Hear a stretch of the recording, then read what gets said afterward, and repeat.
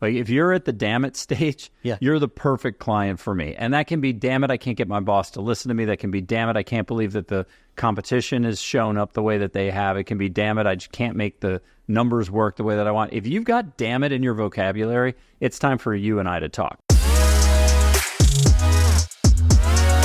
Hey everyone, welcome to another episode of the $1 Billion Brand Podcast. Here we are again. Brian, nice to see you. I hope that you have had a good day. My day was spectacular. It was a great day today.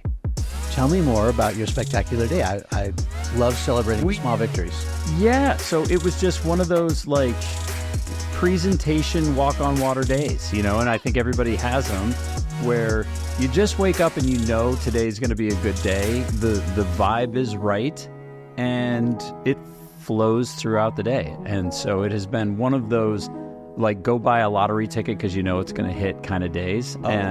We used all of our good karma on a couple of really important presentations and they went really well. And we've got a couple of clients that are all smiles today. So this was a what are they, for a 5x5, right? It was a 5x5 day. Well, say more about that. And maybe if you can't mention names, can't name names, talk about your content as a strategy, because I know that Brand Boss HQ is growing on TikTok. I think are you close to 150,000 now? We're pretty close. Where are we at? Let's do a real time. Brian, let's do a real time check on the traffic. Okay. We need like a helicopter, like, let's see. So we are at, what are we at? 1415. So 141,500. Yeah. Who's counting? I mean, round up 150K. That's amazing. So break down your content strategy. I know you've told the story before on the pod, but it was probably like episode 1. And so maybe we've forgotten. You didn't want to do this at first. No, I didn't. In fact, so there are a number of factors that came into that, but I'm a big audience person. Mm-hmm. I like audiences. I feed off that energy. And so the distance of kind of talking to a piece of plastic was really hard for me. And I think it's hard for a lot of people to get over initially, right? You're not talking to anyone in particular, and you have to kind of make the audience up. My father, which is only funny in this, was a disc jockey. So his entire career was spent speaking into a microphone to no one in particular. And Dad loved that and hated being in front of an audience. He would always get the jitters about being in front of an audience. I was like, oh man, an audience is a piece of cake. You got something to feed off of. So we were very much two sides of the same coin on that, but very different in our approaches. And no, it was suggested to me that I go on TikTok and share some of what I knew.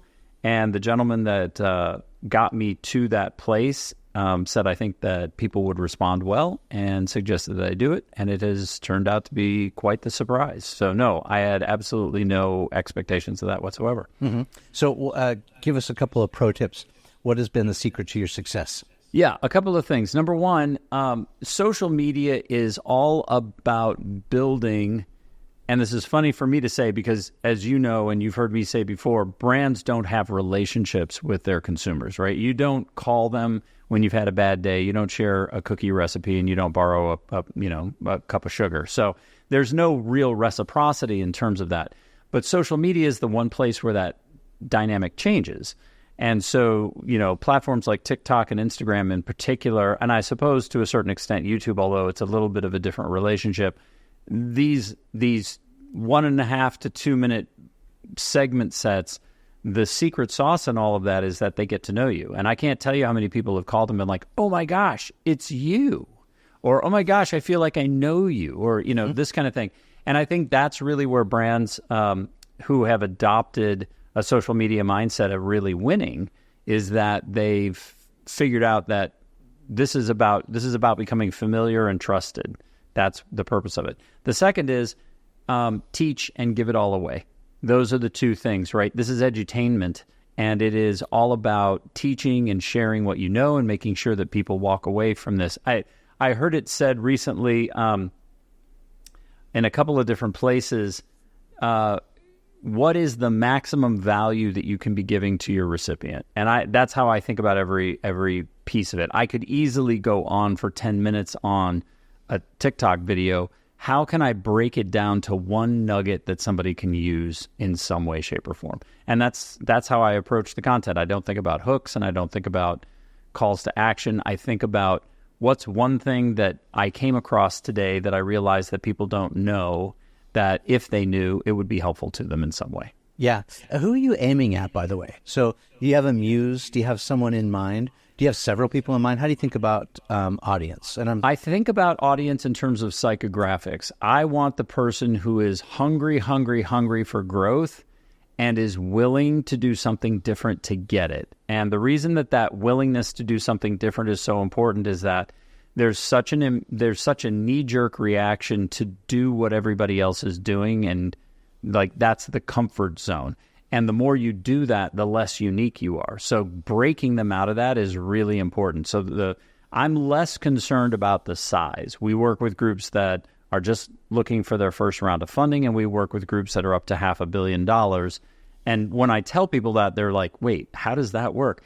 And the answer is because we do what's appropriate for the brand where they are. And the common denominator, though, the way that you get into the club is, you got to be super hungry for growth, and you have to be willing to do something you haven't done in the past in order to get it. Because those are the brands that are willing to be taught how to be great. Mm-hmm. Mm-hmm. What about you? How do you think about it when you approach your online work? So there's a lot of similarities. I think our Venn diagrams are overlapping in that sense. I also think about MVA, or like minimum viable audience. So it's like, yeah, I wish I had gazillions and gazillions of fans. That fame gives you a certain amount of clout and leverage to do cool things. It gets you invited to big conferences. It gets you huge brand deals. But that's not the way I think about it. I think about what is the minimum viable audience that I am willing to show up every day and give my best stuff. And honestly, for me, the minimum viable audience is one. Right? And it's me. And I approach this the same way that I'm trying to coach my son who runs the 400 meter and the 4x4 the same way, which is try to be a little bit better today than you were yesterday. Think about your PR. Don't think about compare yourself to all the other people. Let Alex Hormozy try and be the next Kardashian. That's what he's trying to achieve. Critical mass, fine. Alex has got the budget and the time to do that. I'm just focused on being a little bit better today than I was yesterday to break my PR. And so my MVA is one. If I can improve myself a little bit better, then I'm willing to show up and do this. The good news is this, we're getting a lot of audience feedback. Our platforms respectively are growing. So we're getting that kind of engagement. We're getting data points as signals that what we're doing is valuable to more than just one person. That's great. But I think about MVA all the time. And that's what we're trying to coach our clients too. It's like, hey, let's just try and focus on these KPIs or these goals. Let's have one or two in mind. Maybe it's we want more awareness, or we want, the scales to tip on this side, or, let's not try to be everything to everyone because that gets us nowhere. Let's just try and focus on a singular goal, a strategy. And that's how we look at it. That's a great way to look at it. I was invited up to a presentation I'm doing next week in Toronto, and I don't know, the room's full of 100, 150 people, whatever it is. And I always think about the fact that statistically speaking, 3 to 5% of the people that are going to be there, in other words, 1 to 2 or maybe 4 people total, is actually going to do anything with what I say, right? Mm-hmm. That is statistical average. Everybody else is going to continue. They're going to feel motivated. They're going to walk away and they're going to say, wow, that was amazing or whatever. And then they're not going to do a thing with it. Right. I show up for that small contingency that is, hey, I'm and they're always in a position of change. It's, I'm so ticked off that I have to change, or I'm in a position where I don't have any money and I'm forced to change, or whatever. Like that's my person. That's my target. I want that person that's like, damn it. Like if you're at the damn it stage, you're the perfect client for me. And that can be, damn it, I can't get my boss to listen to me. That can be, damn it, I can't believe that the competition has shown up the way that they have. It can be, damn it, I just can't make the numbers work the way that I want. If you've got damn it in your vocabulary, it's time for you and I to talk, because that's the place where you're like, all right, what got me here isn't going to get me there, and I'm willing to do something different. And that mentality, that's your 20s mentality. That's your like, I don't care, I don't have anything to lose, I'm going to go for it. That's what you see taper off. Like if you were in an economics class, Brian, this would be your PP frontier, right? Your price profit frontier is going to drop because now we're protecting and we're a little worried and like, oh no, and like the rest of it. And that's like, I deal with that nonsense all the time, and I know everybody else does too. I know Lee Cloud Down dealt with, I'm not sure, let me hand wring, and do you think that'll really work, and all that crap. And it's like, oh my God, you asked me to make you different. Yeah. Now don't tell me to go back into the cage because I just opened the door. Yeah. Don't decide by committee. Let's streamline this process. Right? Yeah, let's move it forward for sure. Ironically, though, like the damn it stage is the absolute, well, it's both the best and the worst time to do it, right? It's like, I think, you know what, if people can get past the self-imposed stigma of it, I think it's really great. If you can understand that when you get there, you have two choices. You can either be like, double damn it, I'm angry at myself and my situation, or you can say, hey, you know what? This is the universe's way of telling me that it's time for a change. If you can embrace that and just say, screw it. I'm walking, like I'm stepping over the broom. Whatever it was that was behind me, that was yesterday, and now I'm open to a new thing. That's what made our 20s so great, and maybe even our early 30s, was that we were so open to new opportunity. And I think as you get older, you start blocking and protecting instead of being open. And you see that in corporations the same way that you see it in people. Oh, that's the point I was going to make, is like when everything is going right, when you've got money in the bank and you've got people that are happy, I think that's the best time for experimentation, for exploration, because you can literally afford to try and fail until you figure it out. Sometimes the worst time, but it's inevitably the time, is when you're desperate. You got your back against the wall, right, and you have no other choice but to call one of us to come, fix a $6 haircut. Right. But, whatever like the case, that. we're here for you. Wait. I like that. I like fix a $6 haircut. I like that a lot. I'm going to steal that. That's good.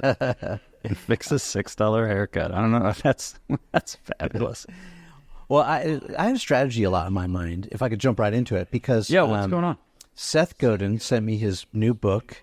I get an advanced copy. This is his new book. This is Strategy, and I'm reading it and I'm just gobbling it up. It's fantastic. And so I have strategy on my brain. You challenged me last week, what is your one thing? And I said, it's everything we do is tied to strategy. And so I've just been thinking more and more about strategy. There's that famous Peter Drucker quote, which is, culture eats strategy for breakfast. I agree with that. Culture is strong, but I'm still coming back to strategy. And so it's been on my mind a lot. I'm also starting to read this book by this guy named Alex Smith. He's a Brit. He's put out some pretty good strategy docs.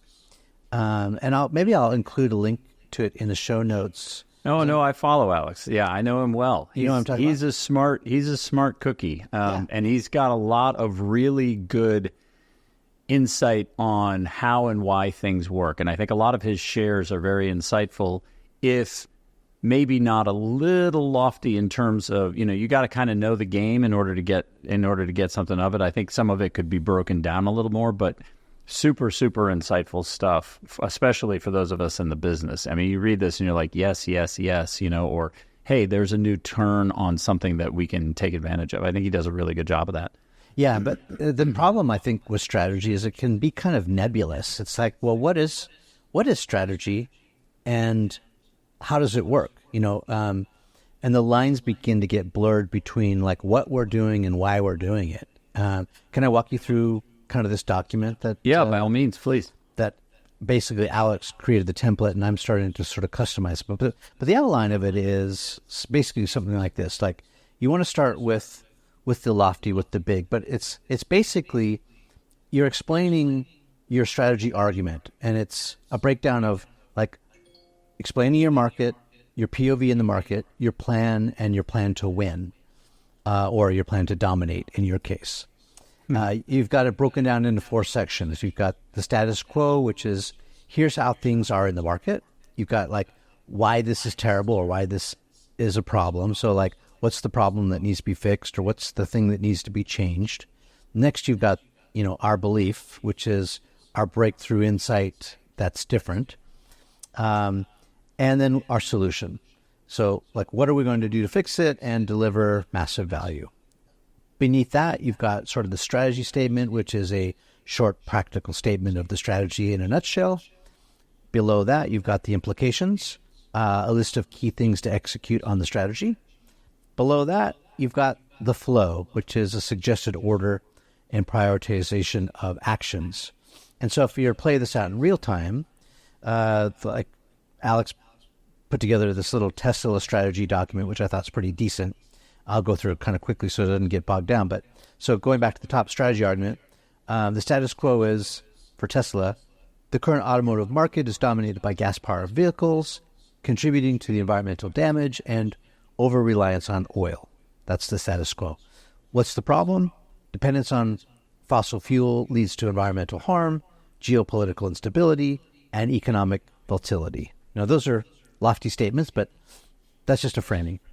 What is our belief? We need to make a better EV car in every aspect over our gas counterparts. What is our solution? We will start by focusing on high-performance EV sports car to challenge the existing stereotypes, then use profits from this high-margin, low-volume product to develop and produce more affordable and higher-volume EV models. And so it just sort of frames the strategy, sort of gives you a beginning roadmap of where to go and what to do. I think that's really cool. I think, though, that it could be boiled down even more. And I think the more you can boil it down, the more it benefits people. So I think I would go one step further. The way that we approach it, not that this is like the be-all, end-all, but if you look at the world as wanting peanut butter and jelly simple, this is kind of how we look at it. Number one, internal rallying cry, your brand promise, your purpose statement. Why do you exist? And I really like Nike's, we exist to release people's inner athlete. Like that level of simplicity, or Disney's, we exist to recapture the magic of childhood. Like, I love the simplicity of that. And it's hard to get it that simple. Like, that's the work, is getting it down to something where you hear it and you're like, wow, yes, that's what we do. Then the next piece is the tagline, which is the promise to the outside world.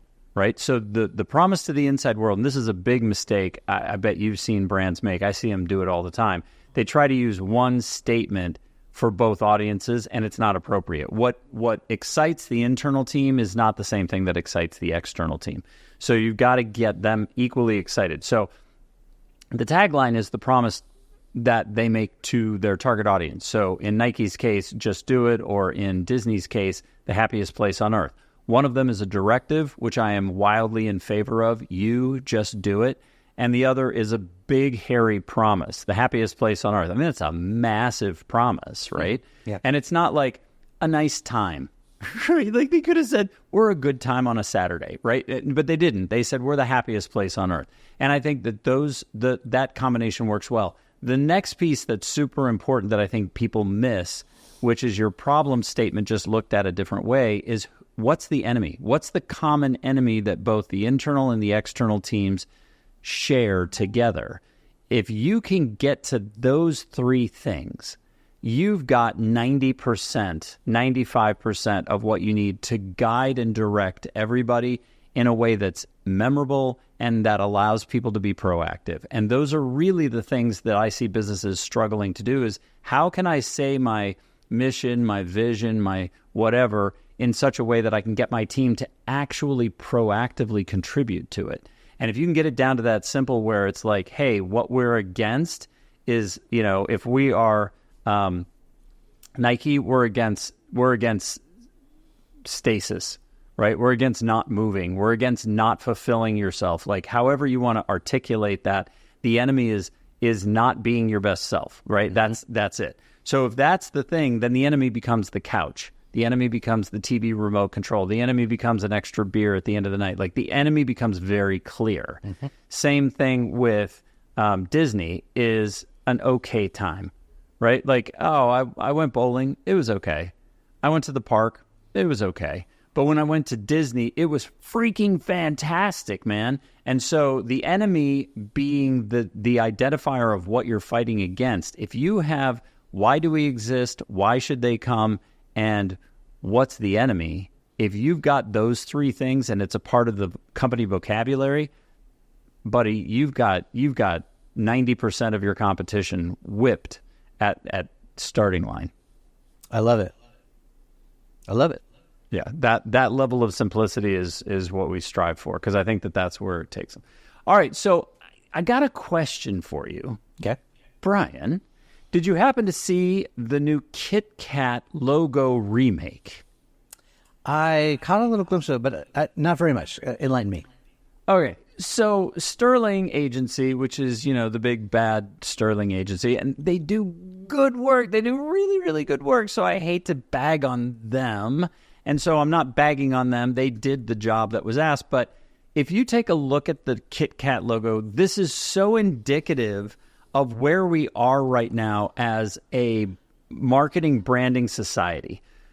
It's almost like if you put your ear really close to the new Kit Kat logo, what you hear is the leadership team at Kit Kat being like, I don't know, it's Wednesday. How about we redo the logo? Like, there's so no there. And those people were paid $100,000 to do it, right? And it's not the money. That's not what pisses me off. But when I look at it, I'm like, what did you think you were going to get from this? And some moron was saying it better represents the crunch of the kick. This is when I want to get in a van and like go get them and like put a hood over them and like take them out of society, is when people say dumb shit like that. Like, you can better sense the crispy crunch of the Kit Kat bar because of the change to the letter form that we made.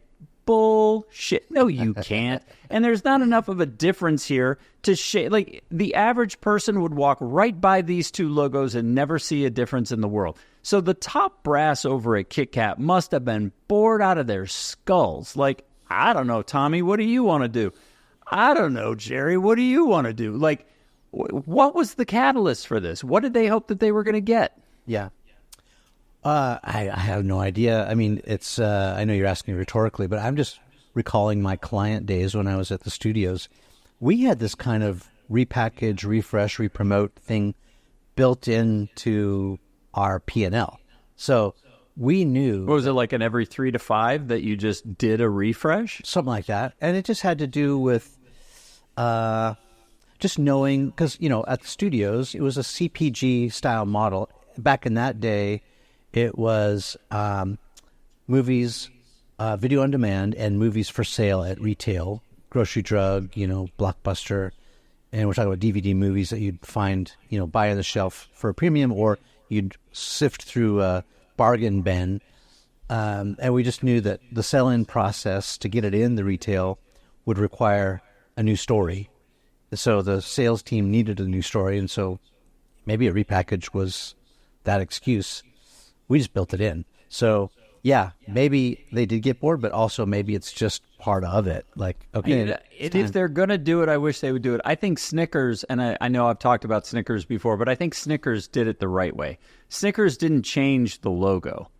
Snickers changed the way they used the logo, right? Hangry and the rest of it. Like, they were smart about the way that they did it. Yeah. I've never understood brands that do this. Like, you remember that Tropicana nonsense that happened a couple of years ago where suddenly they decided to follow Apple into the, like, sans serif, nondescript, generic thing? Yeah. Pepsi did the same thing, and you remember that lasted about 60 seconds also. Right as you said that, I was thinking of Pepsi. They lost something like 30 million, Tropicana lost something like $30 million in the month or two that they did that, because people were like, I'm not buying that. That looks like garbage.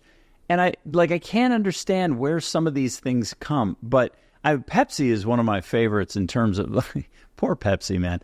Pepsi Pepsi's got all the arrows in them because Pepsi did the Fat Boy logo with the little that thing was ridiculous, and then they did the Tropicana follow through, and that was ridiculous. And if I'm not mistaken, I think Sterling was a part of one or both of those things as well. So not to cast shade on Sterling again, I might be right on that. I got to take a look back.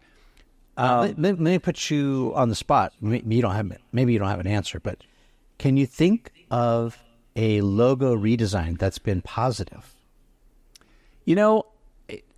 Oddly enough, things like I thought UPS's upgrade was actually a good upgrade. I thought it did a nice job of taking what was a very classic, beautiful logo for its time and fairly timeless. Mm-hmm. And I thought that it was a nice iteration. The badge became a little 3D. Yeah. The use of it became a little more modern, but it never lost its heritage. It stayed with what it was. And if you're going to do an upgrade, there was enough of an upgrade that everybody noticed it, but not enough of an upgrade that you lost who you were. As opposed to New Coke. You remember when they redesigned the logo for Coke? And it was just like, this is the badge of a mistake we made. Like, that thing became, sort of another thing. Johnson & Johnson's another one that comes to mind that did it poorly. Mm-hmm. You remember when they took the cursive away and they decided to make it all, and they said, oh, well, this is just for B2B application or whatever it was. And it's like, it doesn't matter. You are a household name brand. That logo is readily identified across the world. Yeah. What in the world are you thinking, taking that out of circulation for anybody? Yeah. So I don't know. There just seems to be this need for change's sake. And I don't quite get why. And I get what you're saying, but really think about that. Like, let's say that it was every 5 to 7 years or 7 to 10 years, whatever. Why just put it on the P&L and say, well, we're going to do this? I mean, why? Why spend the money? Why bother? Well, you've come full circle now back to strategy. So you're absolutely right. If there's no strategy behind it, why change it, right? If there's no strategic reason or rationale. I mean, you think about some of these, in my mind, like just tossing away equity, the Max over HBO. I don't know why in the world toss all the equity out the window and dump HBO with such rich heritage, all the, clout and programming and everything, Sopranos and, Game of Thrones and all these amazing series that came through HBO, and then you just stamp Max over it. I mean, it's like such a waste. Let's talk about X. I was just going to say, Twitter's another one. Yeah. That's just, all right, Elon, come on. He's fallen down in a couple of places, but I got to say the truck and X are my two, if you want to shoot arrows, those are the two places that for Elon Musk, I choose to aim. Well, so that's a good point, because I was thinking about Twitter as the other example. I think there is a strategy, albeit secret. I think there's probably financial implications. I think that there's legal implications. Remember how that ended. They marched, I think there was 10,000 employees at Twitter, and they marched, 8,000 out the door, escorted them. Yeah. And so probably, one of the controversies was they weren't going to pay the C-suite, who was the prior existing management, all what they owed them, tens of millions of dollars. And so maybe, I don't know, I'm speculating, but maybe there's financial and political and or other legal don't get me wrong. I don't mind the change. Yeah. I mind going to X. Yeah. There are people now who still don't refer to it as X. I mean, everybody I know that talks about it refers to it as Twitter. Yeah. Because that's how they think about it. Right. But I think there is a strategy in Elon's defense versus HBO Max. I don't understand the strategy. I doubt there is one. Yeah. Anyway, I think that there are some interesting choices that are made in corporate America about brand, and they don't always make sense. And I imagine that the people who work on them oftentimes find themselves scratching their head and saying, what in the world is that all about? Like, why did we just go through that? Speaking of new brands or reboots, I caught a glimpse of a Sizzler campaign. Did you see Sizzler? No. Remember No. Sizzler? Do tell. Yeah, of course. So, talk about a flashback. So, when I played high school sports, particularly baseball and football, I remember my football days. Every Friday would be game day, or Friday night would be game night, Friday Night Lights. And for lunch, the whole team would go to Sizzler, the whole football team. Really? Oh, yeah. That would be our place. And at Sizzler, what are they known for? All you can eat, right? Either the buffet or the, like. Oh, they must have hated you guys coming in. Oh, yeah. The whole football team would show up, and, some of these guys, big boys, I mean, all you can eat shrimp, give me a break. They were eating 30, 40, 100 little shrimps, just like clean the place out. And then we'd go back and, we'd have a food coma, and then several hours later, we would have our football game, and you would crush. I think we won the state championship that last couple of years. But that's awesome. Sizzler's back on the news, and I thought, oh, okay, reboot. They've got Randy Johnson, who's former. Is he Hall of Fame? Randy Johnson, pitcher. That's a good question. I don't know. He played for the Diamondbacks. He played for several different teams. I think of Randy Johnson as like, I think he's like his nickname's the Big Unit. He's tall. He's like 6'7", 6'8". He's the guy. You remember, infamous for throwing that fastball. That unfortunate bird flew across the strike zone when he was throwing it. Right. That's right. And the bird exploded. It just explodes in a burst of feathers. There's no more bird left.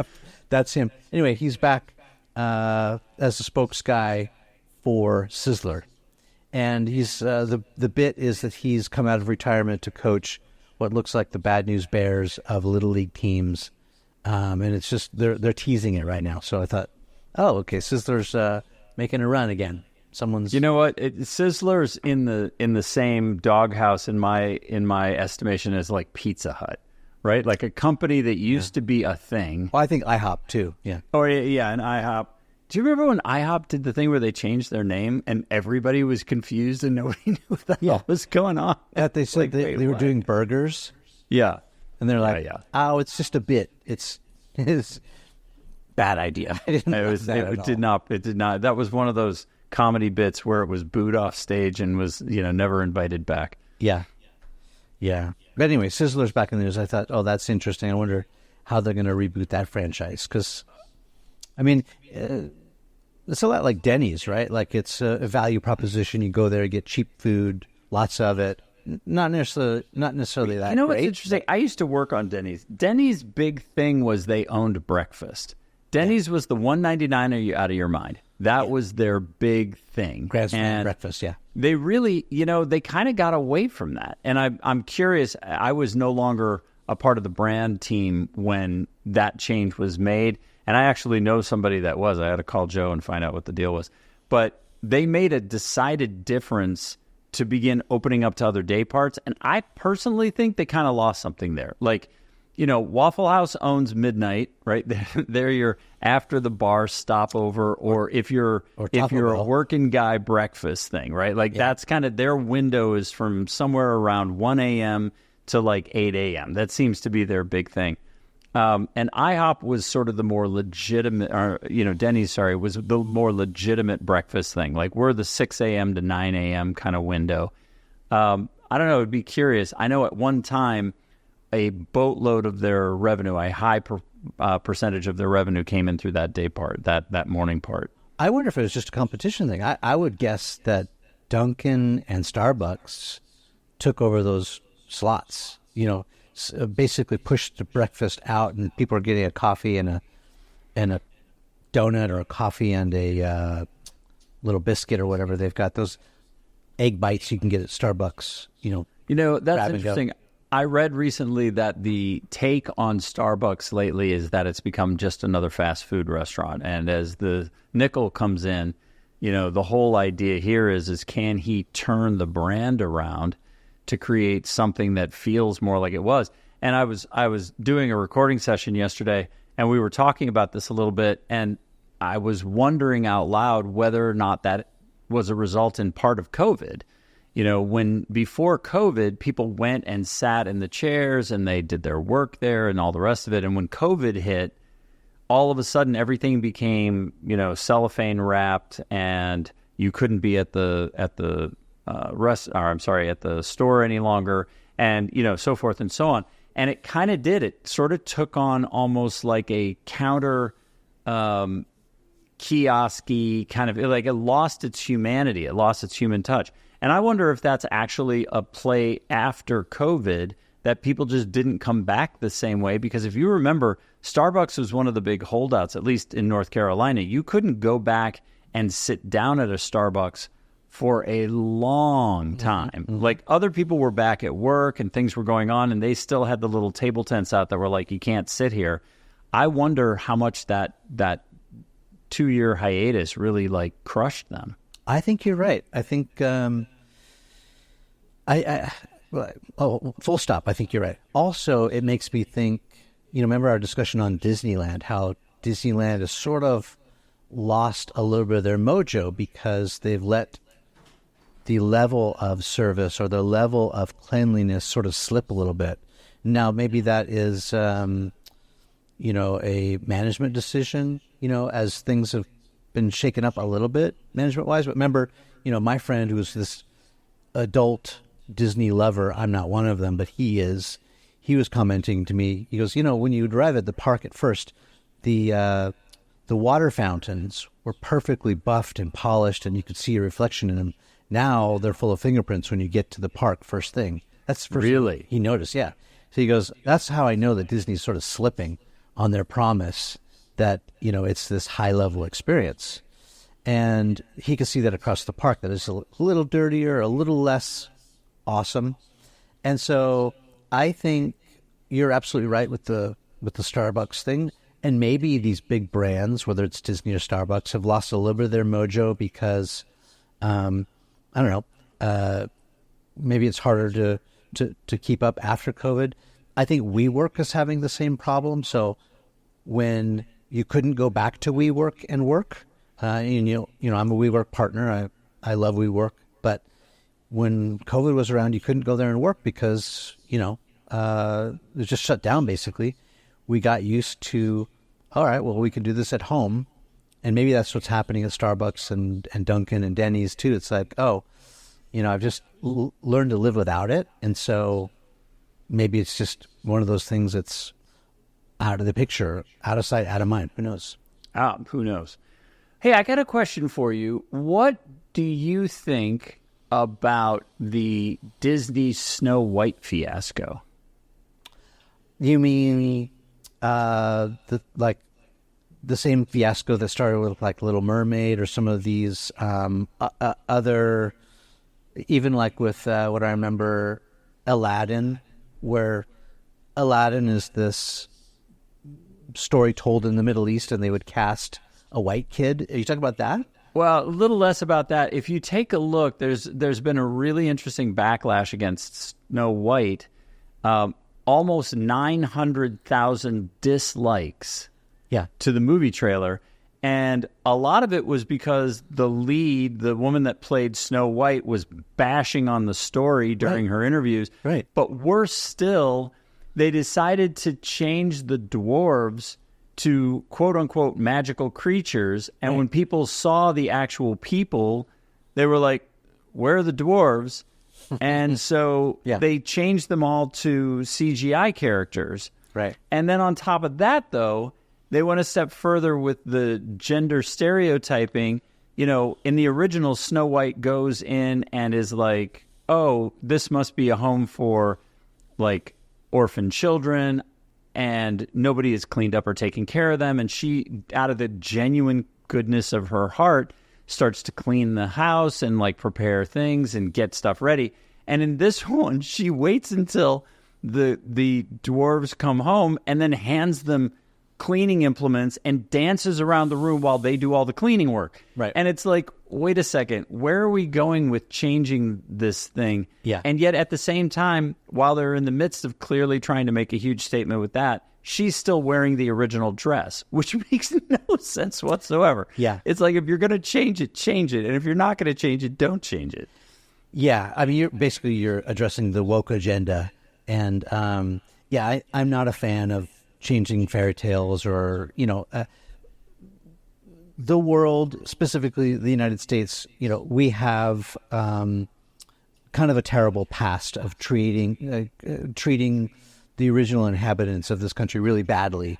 That said, with all of our problems that were then and still kind of exist now, I don't think it's worth changing up movie scripts and trying to like right the wrongs that happened so far in the past. I think that's kind of ridiculous.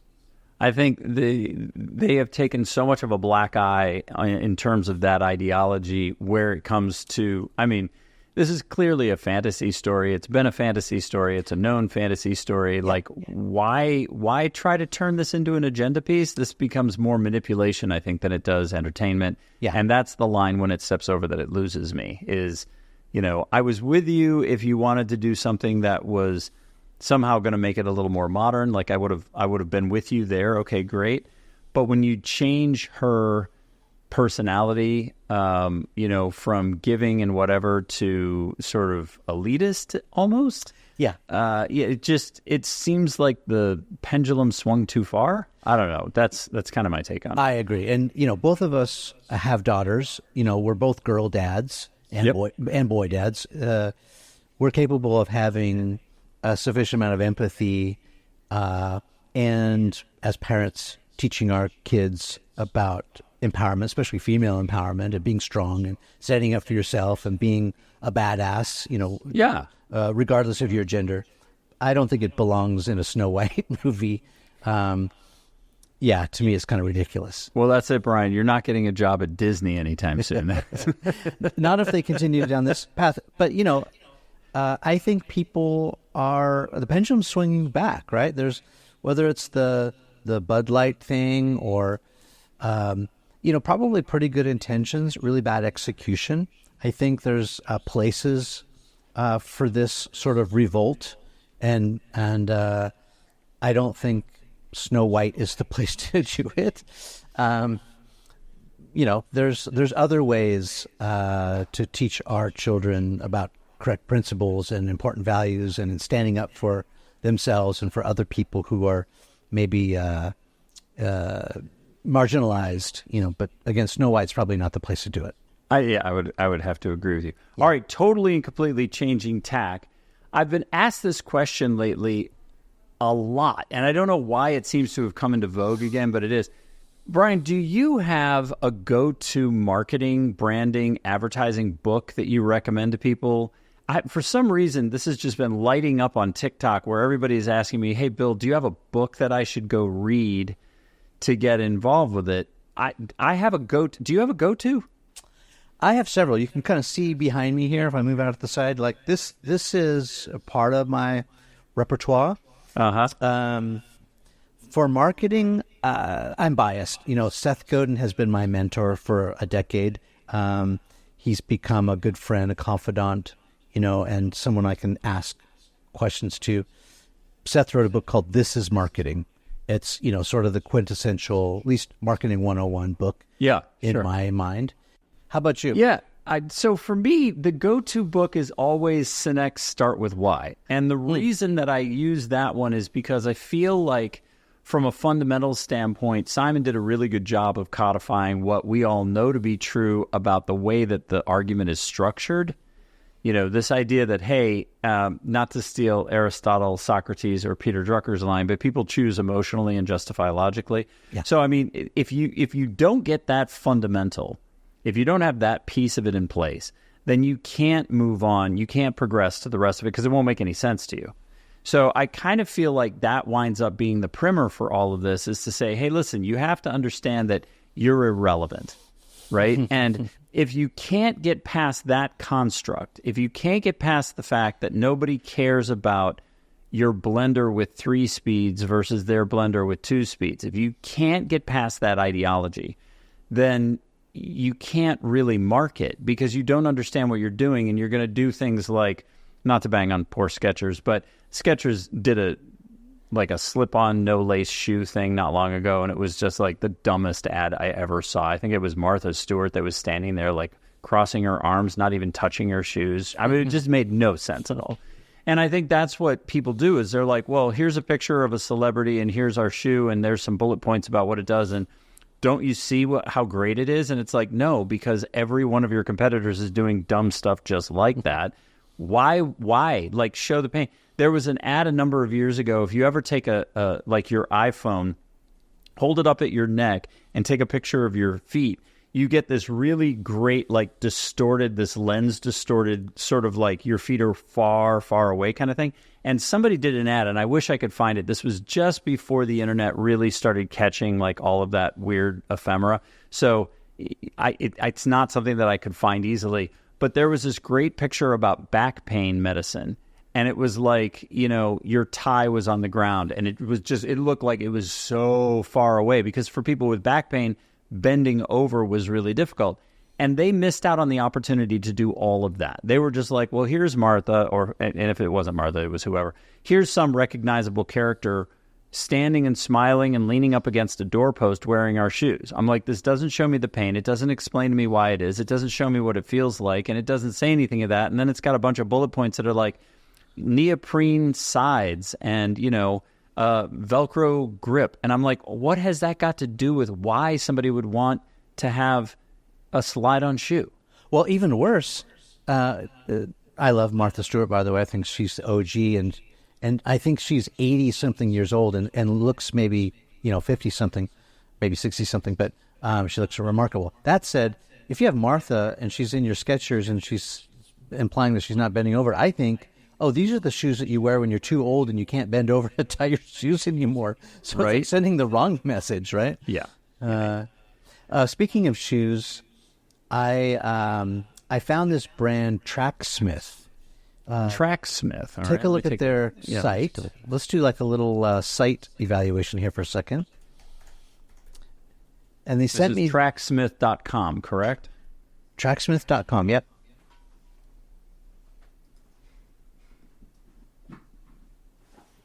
They even reached out and they sent me a new pair of shoes, which wow. How did you get on the short list of that goodness? I'm because you're Brian. I'm out there. People know Brian. that I'm trying to work on my fitness. Like, they sent me these shoes. Those are awesome. Look at that. Size 10s. If you want to send me your shoe, but I thought these guys were pretty cool. It actually reminds me of like a Ralph Lauren ad. It looks like what's that old movie? Chariots of Fire. It's like, right. Kind of like that old school look. I can totally hear that theme song by Vangelis now playing in my head. I'll run it in the background That's great. when I edit this. But let's take a look at the site really fast and give me your 2 cents. So Tracksmith looks like it's a new spin on an old look. And this, by the way, is started by a guy who came from Puma. So he's got Puma heritage, and he's also a legit runner. So it reminds me a little bit of the Olivier Bernard story. Olivier is the founder of On Running. And Olivier was this amazing runner who would run long distances, and you do all these like super hard races. And he was born to run. He came out of Switzerland. He tried to pitch On Running to Nike. Nike laughed him out of the room, and then he started On Running, and now it's a multi-billion-dollar company. So here's Tracksmith with the guys from Puma who know how to do shoes and started this site. Also kind of cool. Look at the name of the shoe is the Elliott Runner. I mean, I'm sort of made for this brand, aren't I? This is for me. It is for you. Yeah. What are your thoughts? Give us a little site and brand evaluation here. It should do fine. It's like my biggest challenge with all of these brands, and if you look at On Runner, it's the same thing. And this is where it gets confusing, right? There's no brand message here. There's no brand message at this point of engagement.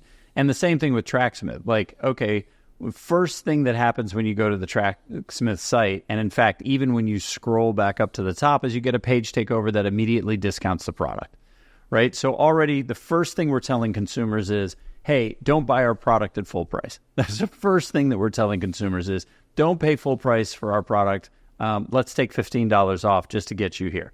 All right, so we got that. Then, it's nice and it's clean and they've got a couple of color variations and you get to see them and that's nice. And, you've got some people jogging without faces so that we don't get into the whole, sex, race thing. Okay, that's nice. And you've got some pictures of the product and they're walking through the field and that's nice. And then, that's nice.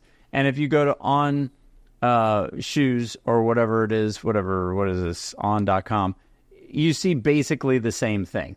I mean, it's virtually the exact same thing. It's just in a different format, but it's the same general gist. I feel like these things are bought and paid for products. Like if the product looks cool, people will buy it. If they have a good experience, they'll tell their friends. And these brands seem to me like they go up and then they kind of either go down or they plateau, and that's the end of it, right? Like this is business is a numbers game. We're going to put a new look and feel out, and then the people who really like and enjoy it are going to come, and that's going to be it. But there's, I don't know. Are they a dime a dozen in terms of like it's just another shoe company? I think the jury is still out. I mean, these guys, I think, have been doing it for a decade. They're kind of hot right now, and I'm guessing they're trying to carve out a piece of the market that says, if you're Ivy League material or you vibe with the Ivy League look, because if you go back to the homepage, it's like class of 2014, sort of a heritage sort of message, right? Like they've been around for a decade. And then all of the people that are on the cover, they look like they're at Ivy League schools. Am I wrong? Yeah. Even the color choices, looks like Harvard and Yale to me. Right. Yeah. No, it does very much. Right. Sort of the muted, classic, historic colors. Yeah. And they look like they're running in New England, right? I mean, like all the pictures. Well, not all the pictures. There's one here on a farm road, but mostly they look like, sort of traditional New England. Do you notice something interesting here? I was just going to check to see if On does the same thing, but I don't think they do. Hang on, I didn't see the same. Yeah, this is really interesting. Okay, super nerd-like moment here as Bill, the art director, pays attention to a detail no one else would pay any attention to. Mm-hmm. No one's feet are on the ground. Uh-huh. Take a look at the pictures. As you look through them, they're all in mid-stride over the ground, even to the point where they've added shadows behind some of the people that weren't close enough to the ground to drop their own shadows. Almost no one has their feet on the ground wearing their shoes. It is weird. They all look like they're levitating. I'm talking about Tracksmith. If you look through their thing, almost none of the people's feet are on the ground if they're wearing the product. With the exception of the homepage. I'm the one I'm getting served has 1, 2, 3, 4, 5, 6 people on the front. 1, 2, 3, 4 of them have their shoes off, barefoot, shoes on the grass. Are you seeing that same image? So funny. Look at this. So this is what I'm seeing, but check this out. Not on the ground. Not on the ground. So we're getting served different homepages then, because I have... But isn't this interesting? Like none of them... This woman in the back, she's one of the few people... Now, see, these people all have the shoes on, barefoot, on the ground. Yeah. But with the product, off the ground. Off the ground. Off the ground. Like they're almost all of them are off the ground, even her. Yep. Interesting. I wonder why they did that. Are you getting the homepage class of 2014 that I'm getting? No, huh? Oh, there it is. There we go. Class of 2014. There we go. Yeah. Interesting. Total nerd out moment. Yeah, so to me, this is like an appeal to tradition. This almost feels like if you've read Phil Knight's Shoe Dog book. Yep. Talking back, and that's a great book, by the way, another great recommendation for any marketer or anyone who is in charge of a brand. That story is amazing. How Phil originally, got into the game with, was it Tiger, which is now Asics, went to Japan. Do you know that story at all? No, actually, I don't know it well. Pretty amazing. So, in a nutshell, he's this young college kid, doesn't know what he was going to do, wants to sort of be his own man, goes to Japan, wandering the streets and finds this shoe brand called Tiger, and he's a runner at Oregon, and he decides that he is going to be the exclusive distributor of this Japanese shoe and thinks that he could sell a few of them. He did pretty well selling encyclopedias back in the United States, and so he thought, he's got the selling chops. Right, yeah, sure. Since he's a runner at Oregon, he wanted to try his hand at shoes. He gets this deal with this little shoe company in Japan and starts selling the heck out of them. But like hand to mouth, going broke every single time. He had to pre-order the shoes. He had his dad write the first few purchase orders right, for yeah. $50, which gave him a half dozen shoes that he'd sell out of them. And anyway, as the story goes, it's getting bigger and bigger, and the Japanese company wants to expand their distribution. They try and pinch Phil out, but then he fights back and goes back to Japan and has a reconciliation, and it gets to the point where it just is no longer viable for him to sell and buy and do this business with the Japanese company. So he's like, well, forget it then. I'm going to start my own little shoe company. And as the lore goes, he had this friend that he knew who was a designer, designed the Nike logo. And the name of the company at first was called the Blue Ribbon Company, because when he was in Japan, he's like this 20-something college kid. The Japanese company, very proper, said, well, if we're going to do business with you, like, what's the name of your company? And he had to come up with it on the spot. And he thought of, we're the Blue Ribbon Company. Shoe company or whatever, yeah. And so for a while it was Blue Ribbon. And then that wasn't really going to work out for him when he started the new company.